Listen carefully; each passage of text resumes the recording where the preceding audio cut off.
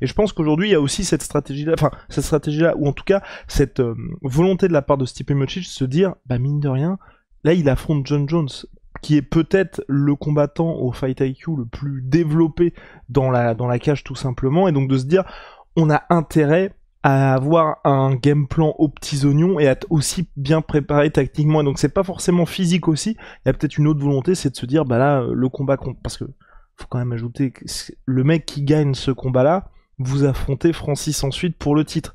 Donc sur le papier, c'est encore plus effrayant.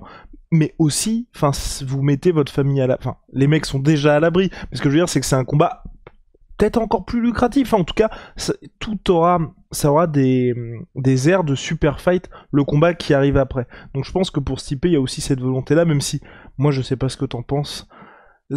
Et c'est pas bien de dire ça. Vous aurez très certainement raison de me le reprocher dans l'espace commentaire, mais moi ça m'énerve. En vrai, tu vois, Stipe Miocic, depuis le combat, depuis le premier combat contre Daniel Cormier, moi ça m'agace beaucoup. Le fait qu'on attende tout le temps. Souvenez-vous, pour Francis, il a attendu 1 an et demi, sinon 2 ans pour avoir son title shot, une éternité. Ça a emmerdé tout le monde dans la catégorie, parce que certes c'était des combats cool contre Cormier, mais à un moment donné, faut avancer. Là, tu vois, on a un petit peu le champ libre.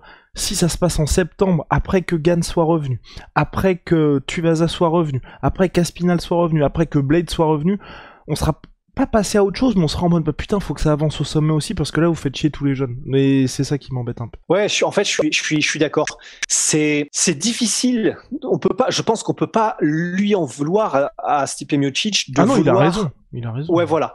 C'est ça. On peut pas lui en vouloir de vouloir arriver dans les meilleures conditions possibles pour lui, parce que c'est le jeu, parce que, et tu l'as bien souligné, à ce point-là de sa carrière, vaut mieux arriver dans les meilleures dispositions possibles quand tu fais un combat, parce que ça peut potentiellement être celui qui est décisif pour ta carrière professionnelle en tant que combattant.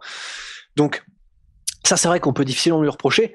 Par contre, je suis d'accord, même si ça on peut pas lui reprocher, on peut pas non plus nous s'empêcher de dire, de se dire, putain, mais c'est vrai que par contre ça bouchonne, donc toujours, tout le temps, quand il y a Stipe Miocic dans l'équation, c'est vrai aussi.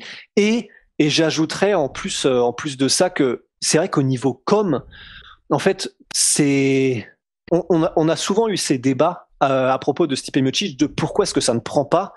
Bah déjà, il y a ça, c'est vrai. Et on peut pas s'empêcher de se dire que ça joue. Et au niveau de la com, le fait qu'en plus, là, on est dans une situation où c'est John Jones qui dit sur Twitter, j'ai entendu que Stipe Miocic voulait plutôt le combat pour septembre, donc bon, je veux le meilleur Stipe Miocic, je vais attendre.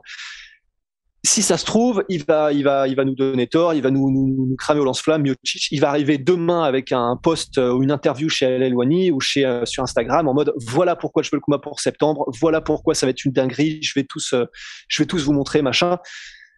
Mais si c'est pas le cas, et ce serait pas la première fois qu'il ne s'exprime pas ou qu'il décide de faire l'impasse sur la communication, qui, on le rappelle, c'est aussi vachement important. C'est la clé, ouais, si tu veux déjà, créer de l'engouement, médiatiser tes combats, créer un lien avec ton public, et même si je comprends tout à fait qu'il soit quelqu'un de réservé, mais un minimum, quoi. Je pense qu'un minimum dans son taf, tu vois, surtout vu ce qu'il représente et vu le statut qu'il a, si tu laisses tes propres fans complètement dans le noir, ça crée forcément un petit peu de frustration, quoi.